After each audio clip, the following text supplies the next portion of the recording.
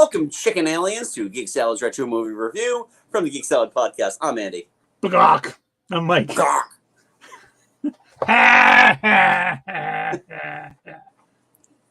Wait, no, I'm going to save up my... And welcome back to May-stery Science Theater Month, where we are discussing our favorite episodes of Mystery Science Theater. So, Mike, Yes. I know I made the mistake on Twitter, but what is your pick? My pick is the season 8 episode Prince of Space. Prince of Space! Prince of Space. But he is a bootlock. Oh, great. He's going to try to sell me shoelaces now. And all the shoes are getting less black and more buffed.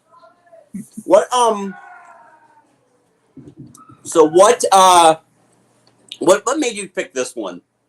Well, gonna be honest, I hadn't watched it in a while when I made the pick. Yeah. And then watching it again, like the last couple of days, I'm like, if I had watched it more recently, I might not have picked it. Okay. It's still really good, Mm-hmm. but there are definitely some jokes that were right out of the mid '90s and probably should have stayed in the mid '90s. And that's eating ice cream cake. That is a problem. I feel just across the board. Joel made a lot of '70s jokes. Yeah, that worked okay, but went over a lot of people's heads. Mike was more of an in the now kind of guy, but we're also dealing with a show that premiered in '97. Yeah, Prince of Space was from 1997. Right. Which is strange to me, and I texted you about this, that I was always under the impression that Prince of Space was a Comedy Central installment and not a Sci-Fi installment. So we had they had the full. They didn't have the full gang of the villains. They had Brain Guy and Pearl. Bobo was off screen and then lost in the wormhole. So right. And that's when they ended up. That's back when they started adding a little continuity to the host segments. Yeah. With Pearl, Brain Guy, and Bobo, where this is where they end up in Roman times. Yeah, it ends with Kevin Murphy. So that's why you couldn't get Bobo on screen. Right, and Bridget Nelson actually as Flavia. Yeah. This was an interesting one too, because the host segments, I think it's the first time they ever did like an out of the SOL host segment. Oh yeah. I this is the very first time I think they've actually tried filming outside. Yeah. And in a very lovely Sylvan Glen. Yes.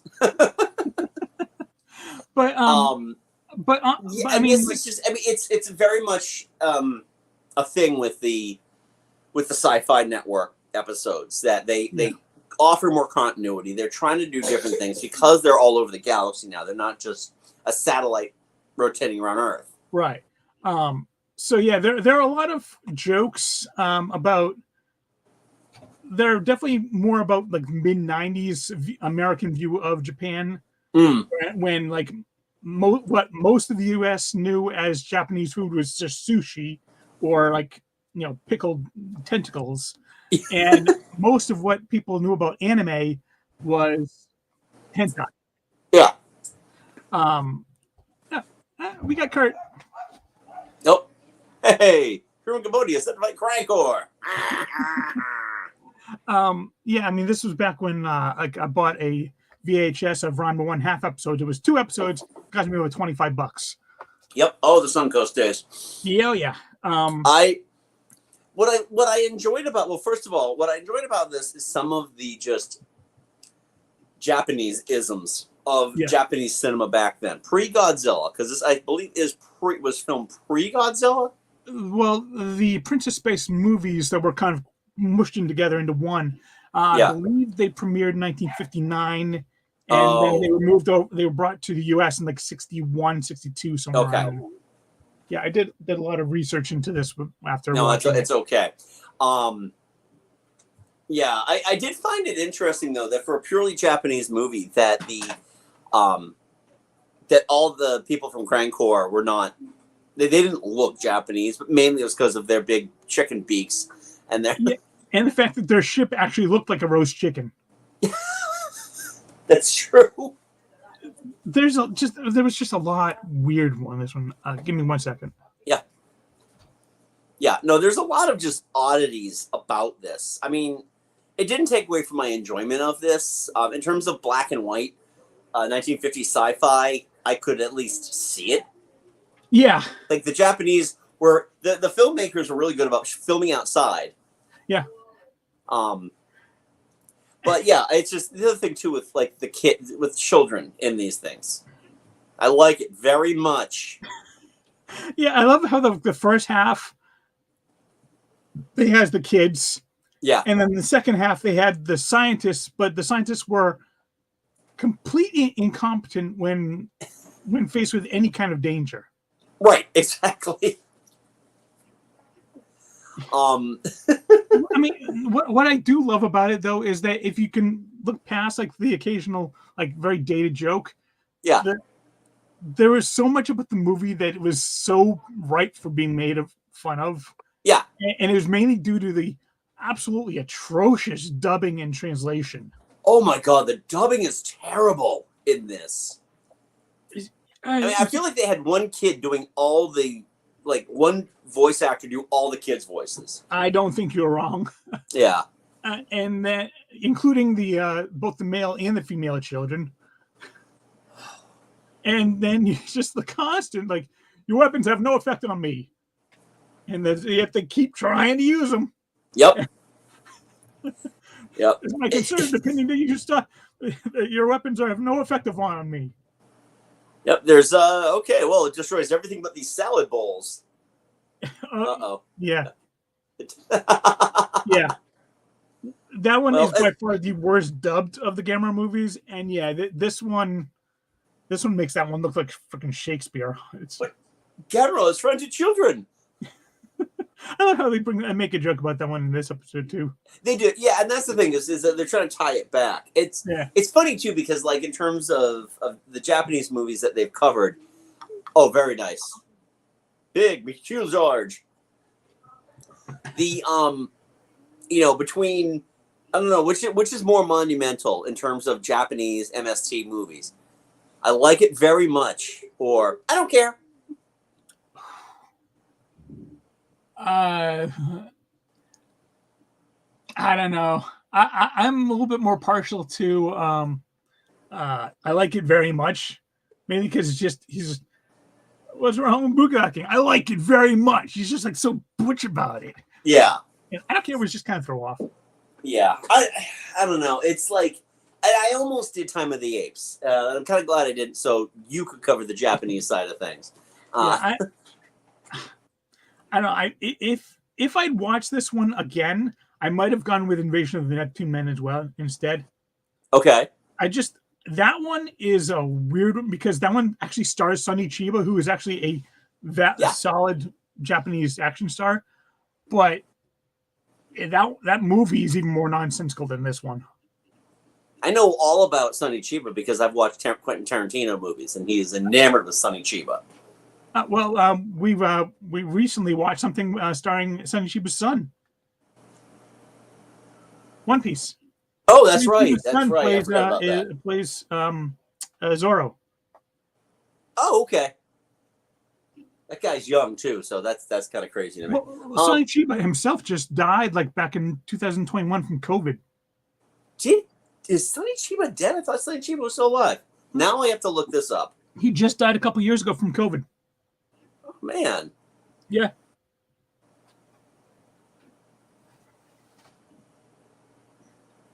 Yeah, I looked that one up because... Yep, August 19th, 2021. Damn. Yeah. Oh, that's sad.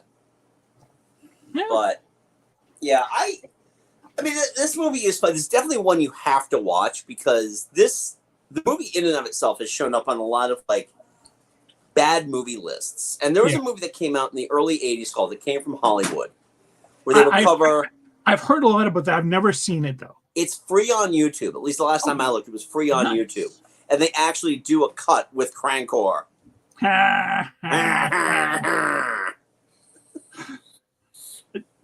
Just Crank-Warrior himself is just so incompetent.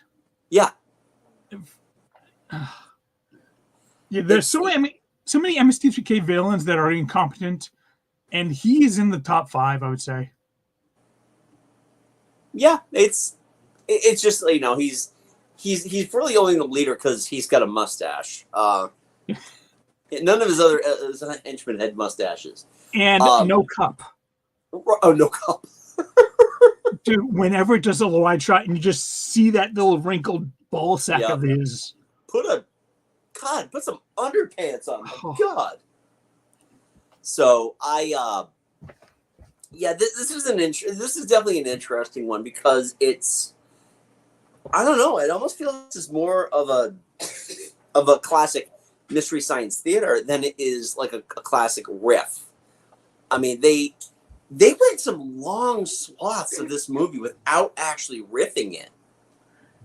Yeah, well, you can definitely tell, especially when they get into like the Netflix eras, their joke per minute rate has gone down from Joel's to that big time. I mean, it's just a decline over. But the thing about Prince of Space though is that sometimes you don't need the jokes. You just like what you see on screen is just so monumentally baffling that is like you need a joke for it. It's just weird. And that's the thing. Is that this movie kind of speaks for itself in terms of its oddness. It's tough because I mean they've covered better Japanese movies. Oh yeah, they've covered better monster movies. They've covered better sci-fi movies. I mean, my God, Teenager from Outer Space. Yeah. Oh look, it's his high school yearbook photo. Really old Teenagers from Outer Space. That's the thing. Is like because Professor Mackin, you know, his son is what, like Johnny or whatever. He looks like he's like in his 70s, and Johnny is only like probably 10. Yeah. How? I don't know. It's almost like they were just kind of struggling to find out who they could pull for casting. Yeah. Like everybody else was off doing Godzilla or Gamera, you know. Yeah. And yeah, like I'm actually a fairly big fan of the I believe they're called Tokusatsu series, which like, you know, kind of action series.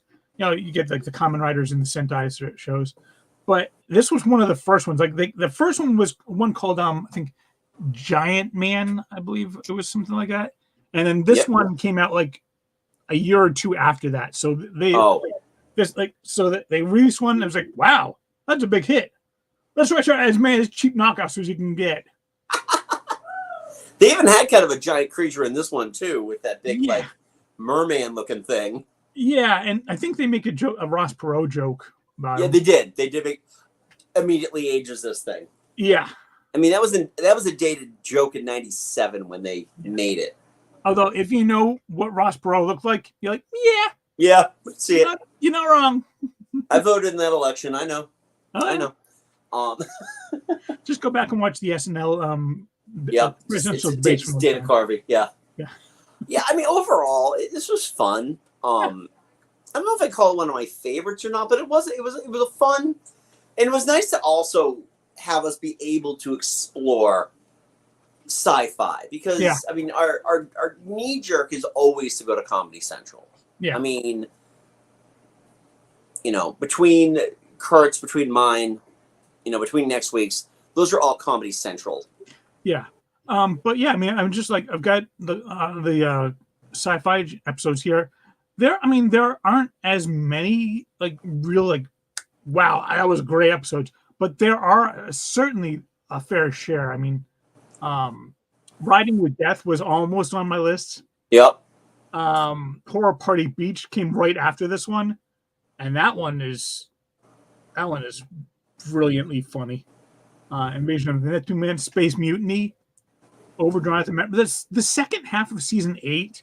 Yeah, a lot of really solid episodes. I forgot Space Mutiny was a sci-fi as well. Yeah, that was the 20th episode of season 8. Wow. And then season 9, it starts like the first episodes are not great, but then you got the Puma Man, Werewolf, Deadly Bees, Hobgoblins, Gorgo.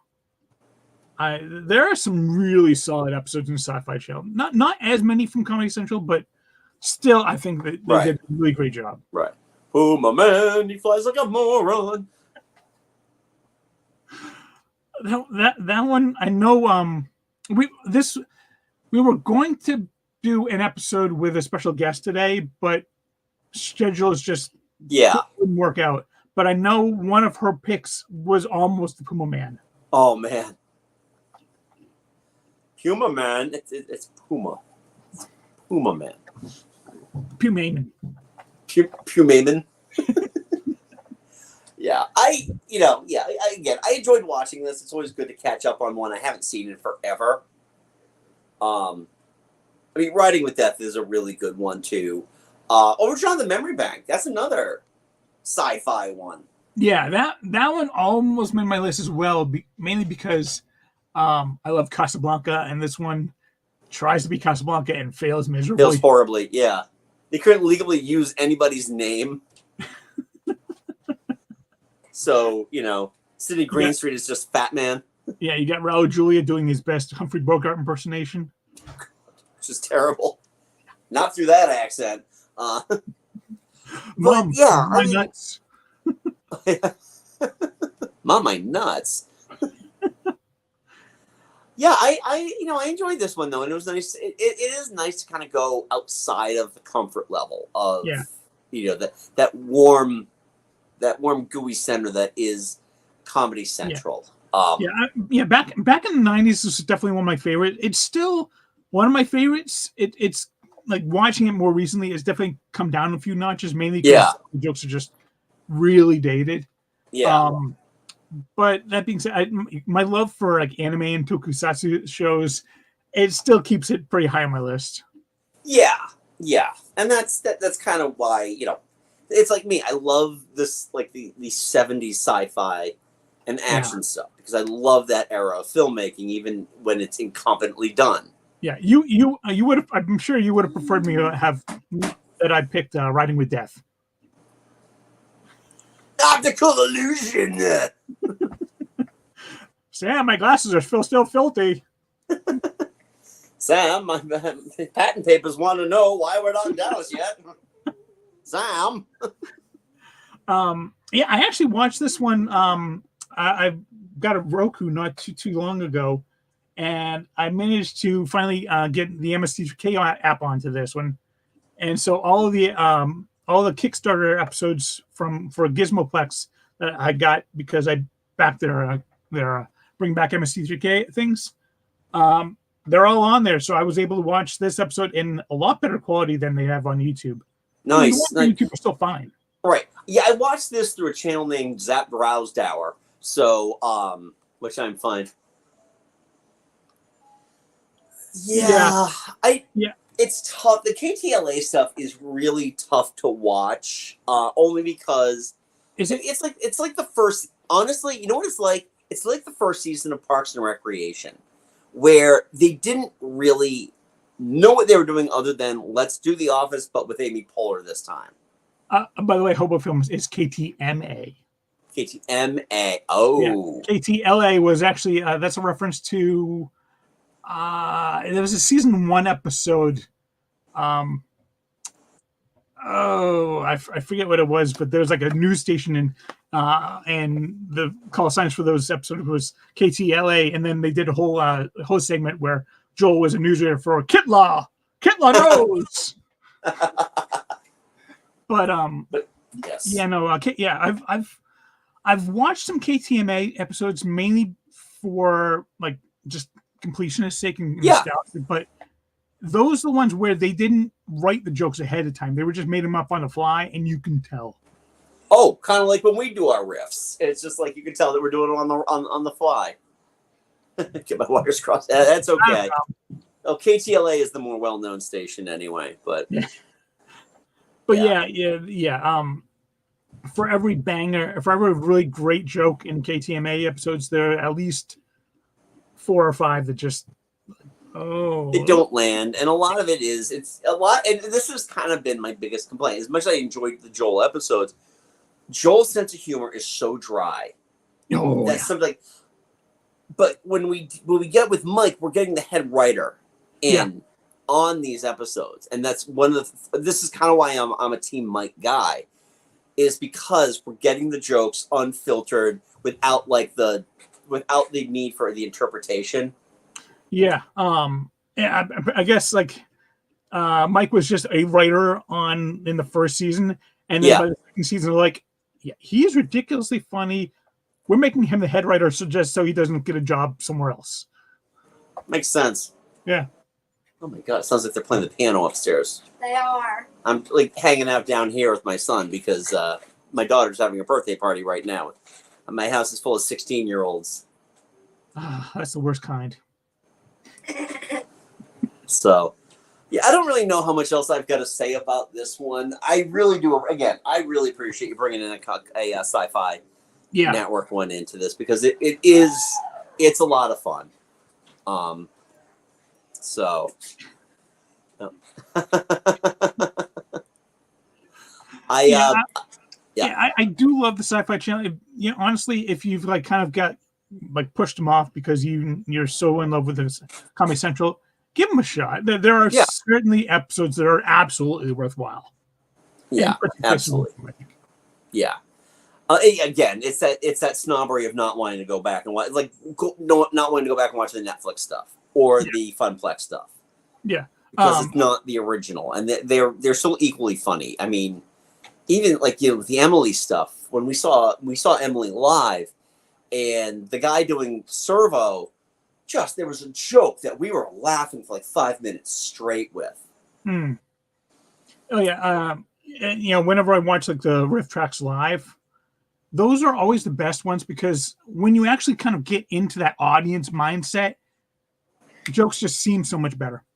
Yeah, they do. They do. That's why I love the riff tracks live as well. Yeah, and same thing with when you're watching MST3K episodes. If you can watch them with other people, you're just feeding off everybody's laughter. Yeah, so it really helps. Yeah. So that's all I got to say about this. But I am really looking forward to next week. We won't reveal anything yet, but all I'll say is it was my first MST3K. Nice. At least the first one that I can remember. And it is and its title immediately asks, "Is that a beer?" So if that doesn't give it away, then you've never seen seriously, the episode. Then you need to watch more MST. But anyway, that is it for this episode. Kurt, Hobo Films, thank you so much for joining us on our kind of scrambled together afternoon episode with all the scheduling stuff that we've been going through right now. Appreciate it. So if you like what we do this every week. Next week we got an episode coming up. But you can subscribe here. What are your thoughts on Prince of Space? Where does this kind of rank in your MST episodes? Is this a top tier MST or just simply a top tier Sci-Fi Channel MST? We're gonna leave that up to you. You can leave a polite comment below. Don't forget to subscribe. What? Good question. I like that. Yeah, it is a good question. Thank you.